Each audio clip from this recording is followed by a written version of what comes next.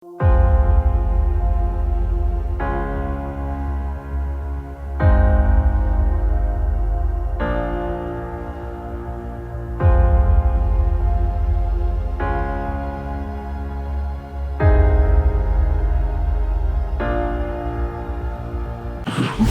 Yo, what's going on, you guys? Byron Rodgers here. And I'm here to talk about something. A great man has died in America. A great black man, Chadwick Boseman, has died. The Black Panther, you know. I offer my deepest condolences. I always say that in this life, we die two deaths. One, the death of our physical bodies, and the second death, which is the death of our work, the death of our influence, the death of the things we were able to accomplish during our time on this planet. Because as we know, you know, in the end, really all that matters is what we were able to achieve, once said Alexander the Great. So I want to honor this man by pushing forward and perpetuating a message that he spoke during his time on this earth. And it's a message that runs parallel with something that I've done everything in my power to try to get out to our Black and African American community. You would rather find purpose than a job or a career. Purpose crosses disciplines. Purpose is an essential element of you. It is the reason you are on the planet at this particular time in history. Your very existence is wrapped up in the things you are here to fulfill.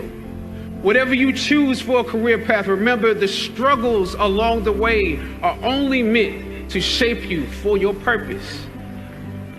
When I dare to challenge the system that would relegate us to victims and stereotypes with no clear historical backgrounds, no hopes or talents, when I questioned that method of portrayal, a different path opened up for me. The path to my destiny. When God has something for you, it doesn't matter who stands against it. When I try to get this message out, a lot of times I hear, I get disenfranchised, I get silenced, I get told I'm not black enough. I get told that I love white people too much. I get told that I'm an Uncle Tom, I'm whitewashed, and all those different things, you know. And hopefully he's black enough for you guys to listen and realize that you have a choice. You don't have to be the avatars that they've created for us in pop culture. You don't have to be gangsters. You don't have to be thugs. You don't have to be whatever they call black women in America these days that I won't touch because it's so derogatory. You don't have to be niggas, you know what I'm saying? You don't have to be these things. You can be a respectable black man. You can be an entrepreneur. You can be a force to be reckoned with that is unstoppable. That's either one or two things. Either you're somebody or you're nobody. Remember, the reality of this game is, if you want a higher quality life, you need to make higher quality decisions. If you want to make higher quality decisions, ladies and gentlemen, my friends and loved ones, you need higher quality information. You know, I want to encourage you to turn off the news, turn off pop culture, and read and get some audiobooks. Start from nothing. But you can end up as something if you know his story, if you know the story of so many other African Americans in our culture, in our country, in this beautiful country that people are crawling over themselves in droves to get into. Then you know the reality is that this place isn't all that bad. You know what I'm saying? The thing that comes to mind, you know, from the hip is my grandparents that grew up during, you know, the oppression of America, that had to sit in, you know, specific spots at the back of buses, at the back of restaurants, had to drink out of the dirty water fountains and had to go through all that stuff. I remember them telling me, son, you need to be twice as good to get half the respect. You need to be above reproach. You need to contribute on higher and higher levels so they can't help but love you or hate you because you're so good. And the ones that love you will help you. And that's what I've seen in my life. I rise because I continue to hear references to what I saw in growing up in this country and growing up in the state of Tennessee as I walked with my father and worked worked with my father here in the state of Tennessee, in Memphis, Tennessee, and across this state and across this country, in the middle of what has been referenced to on several occasions, the civil rights movement.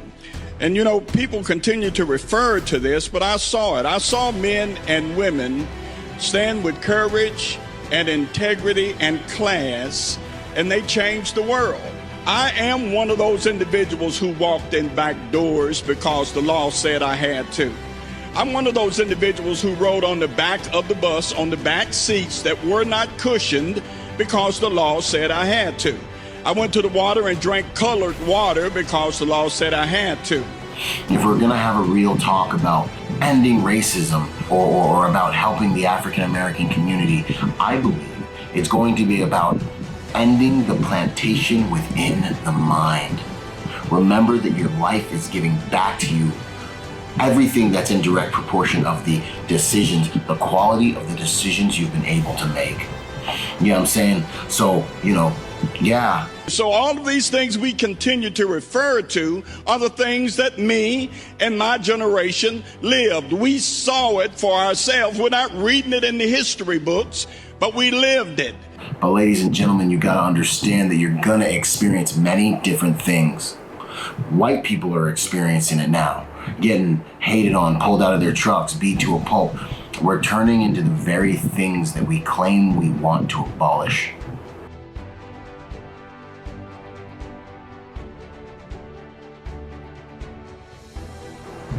We're turning into the very things and doing the things that we claim we want to abolish. Let that matter to you.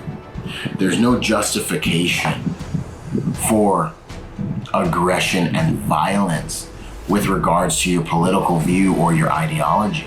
There's a time for everything under the sun, a time for peace and a time for killing. This is Ephesians, don't fight with me about it. All I'm saying to you is, if you want to add validity to your message, you're gonna have to do what my dad said, son, you gotta be smart. Son, you gotta be smart. Son, he would say it through, son, you've gotta be smart. You don't need to die to go to hell. All you need to do is be a black man in America without an education, and you are already in hell.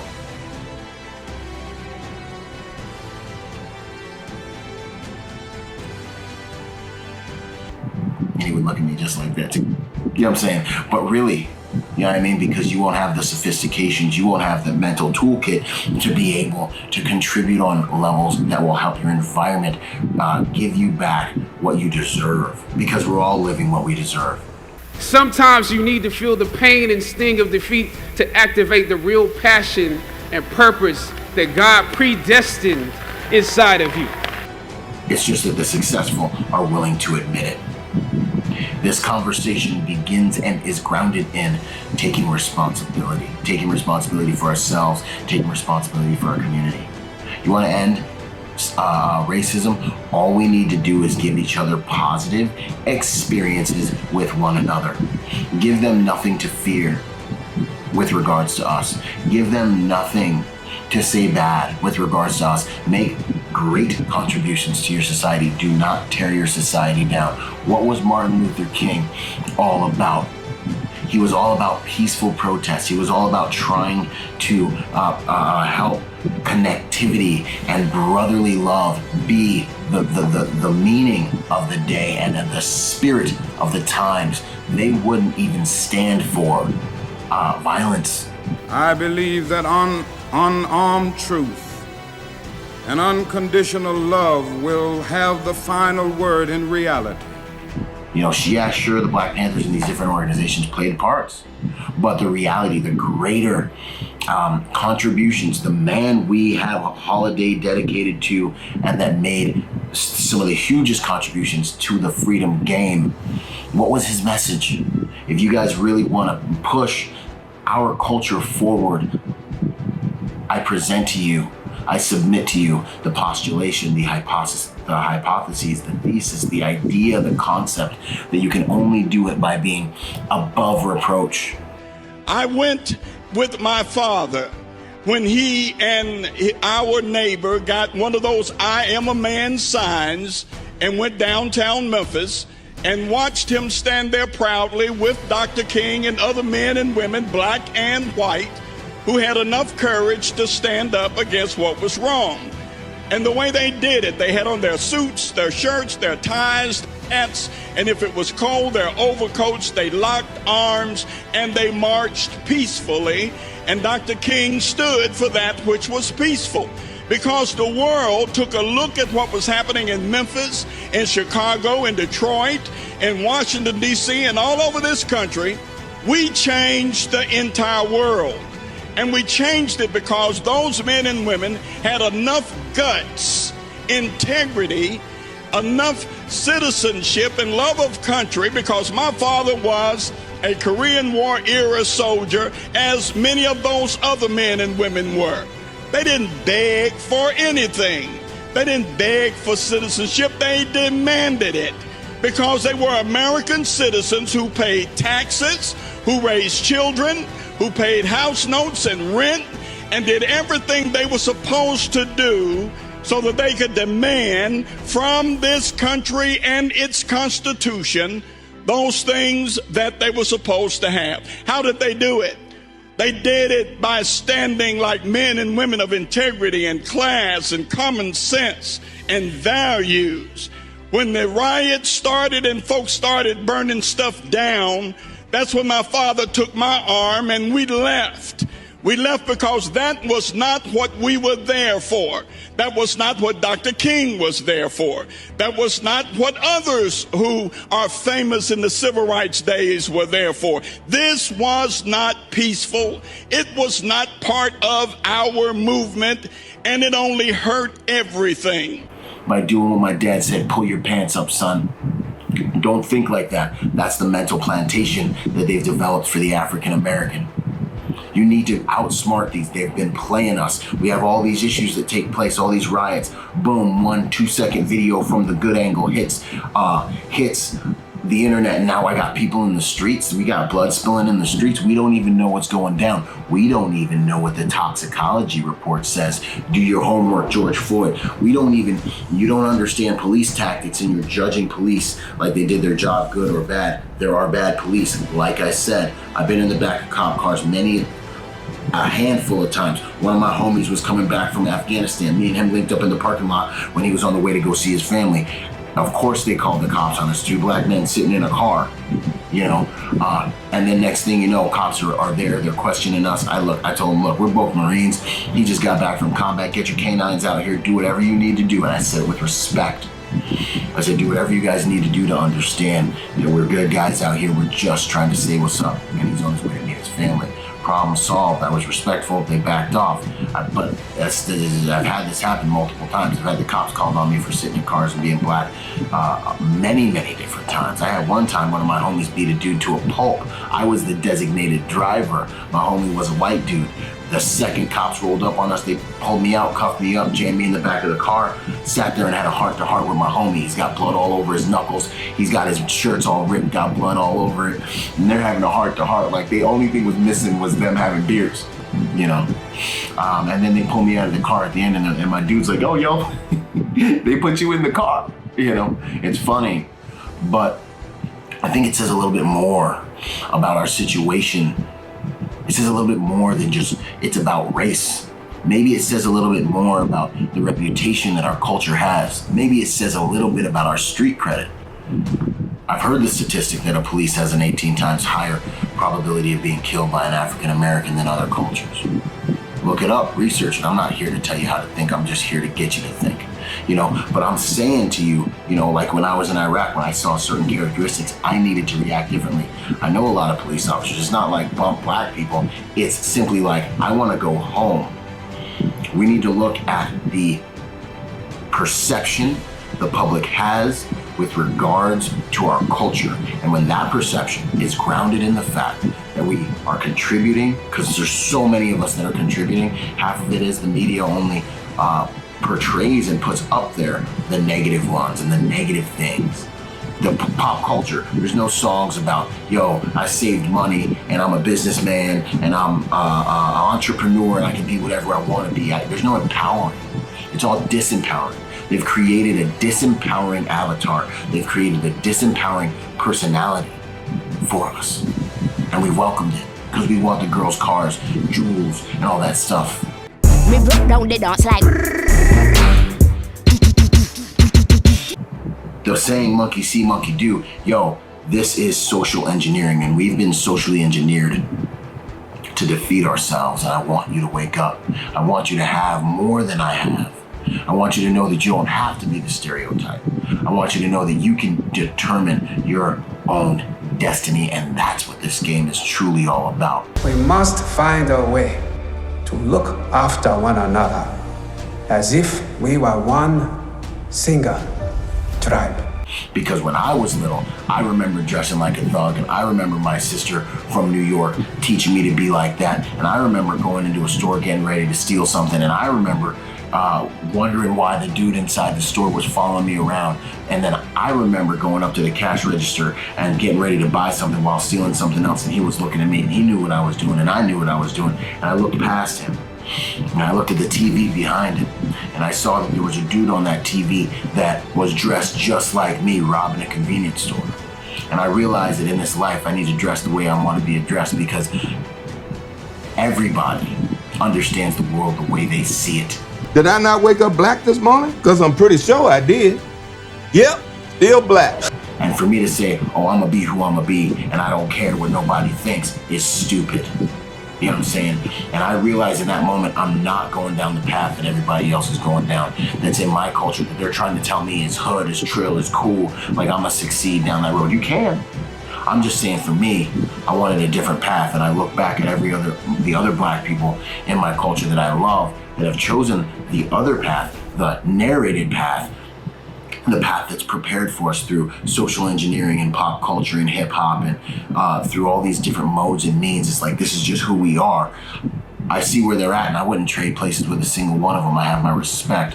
I have the respect of a number of different, all the important people in my life, but more importantly, I have the quality of life that I want more of my brothers and sisters to have outside of the struggle. You know, of course I have my struggles, but you know what I mean? And I just make this video for those young black people coming up in the game and that are being told all these things.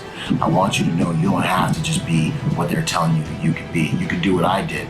Keep your mouth shut, do the best you can with what you have. Join the military, get out of the hood, go somewhere else, start your own businesses, manifest destiny. This is what America's really all about.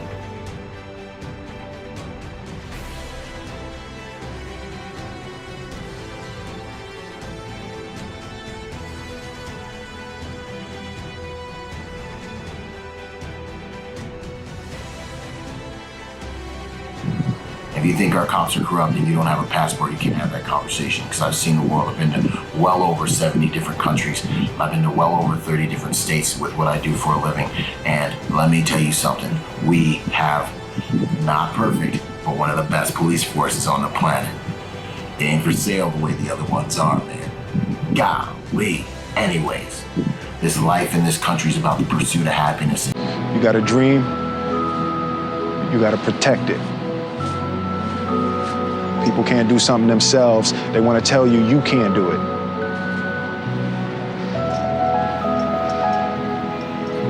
You want something, go get it. Period. If you want respect for your cause, I'll end it with this. If you want respect for your cause, you need to understand how to dress well, how to contribute, how to be peaceful, how to have positive interactions with people the way they did it back in the times when they really made a change in the country. This is Byron Rodgers. I make these videos because I love you guys. I want to bring up the average in my culture and in the world. All right?